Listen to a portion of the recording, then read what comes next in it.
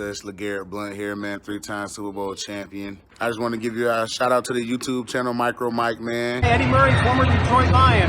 Make sure you watch Micro Mike on YouTube. Calvin Johnson Jr. here, aka Megatron. Big shout out to Micro Mike and the YouTube channel, man. Keep on talking everything Detroit Lions, and I just got to remind you, man, happy wife, happy life.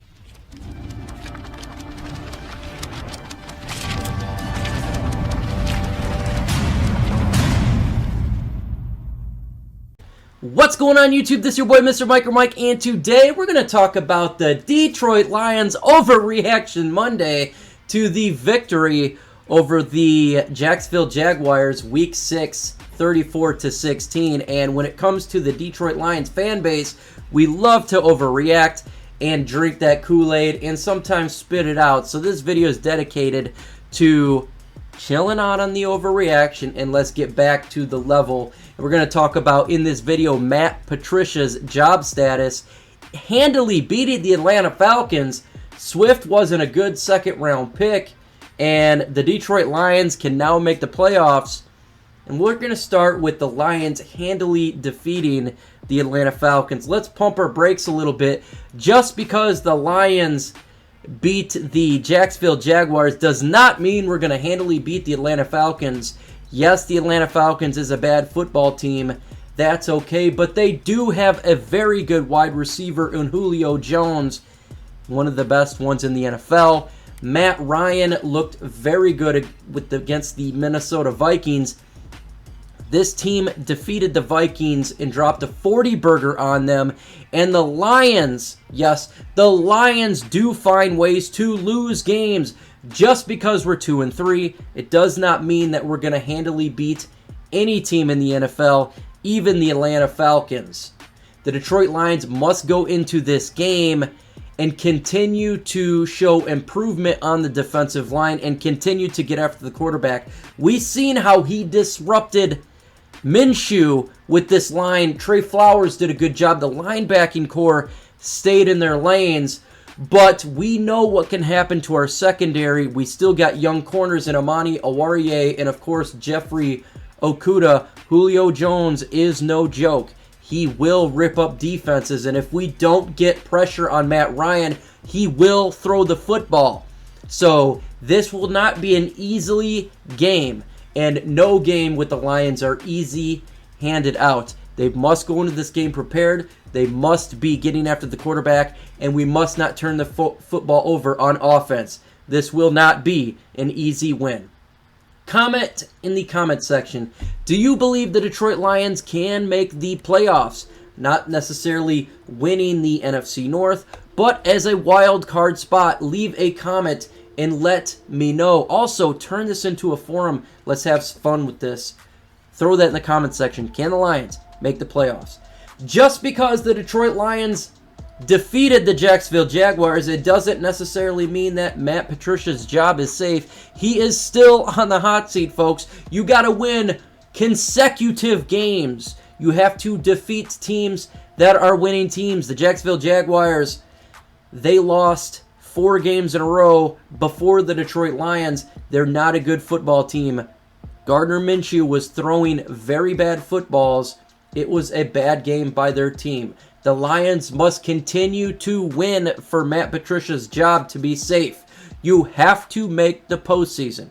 Just because you win against the Jacksonville Jaguars does not mean he's completely safe. So if you dislike Matt Patricia, don't believe your hopes are gone at this point. And if you want the Lions to win with Patricia and you want him to succeed, just continue to win, and that's how you do it. Winning cures all. His hot seat is still hot. You got to beat Atlanta. You got to continue to win versus the Indianapolis, and you got to make the postseason. So continue the defense getting better, and maybe it will start to cool off. But right now, his seat is still hot. He is 11-25-1. That is not a great winning record, and we do have an easy schedule coming up. So if you lose these easy scheduled games, that hot seat will get warm, and he could be out. Now, a lot of you talked about how Deandre Swift was not worth the second round pick for the Detroit Lions that we should have took a defensive tackle or a defensive end, and we do need those positions. But Deandre Swift showed the world that he is extremely talented and, in my opinion, needs to be the #1 back. It's an overreaction to assume he was not good pick with the second-round pick. Deandre Swift is talented. He's a very good running back, and he needs to get the ball more. He had 150 yards rushing, 2 touchdowns, and he could have had more if the Lions would stay with him. Deandre Swift was a good pick, is a good pick, and he will be a great Detroit Lion. Just continue to feed him the ball, and he will prove that he was worthy of that second-round pick. And all the people that said that he is not a good pick will be happy to see that he is very, very good. And the Atlanta Falcons is another good team for him to run on. Matt Patricia, feed him the ball and let the fan base all agree that this guy is a good back, and he should be the #1 back for our Detroit Lions. A lot of overreaction saying the Detroit Lions defensive line now is good and can get pressure. Let's pump the brakes.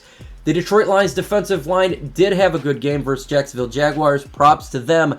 With that said, they have not been consistent. They need to consistently get pressure against other teams, not just one. We need to see Trey Flowers continue to get pressure on the quarterback, starting with Matt Ryan, and continue to go on with Phillip Rivers and so on.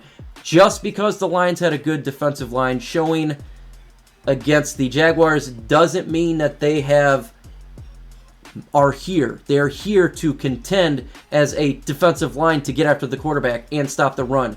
The Lions stopped the run. They got after the quarterback, but let's pump the brakes. Let's see consistency. The Lions have been consistently inconsistent.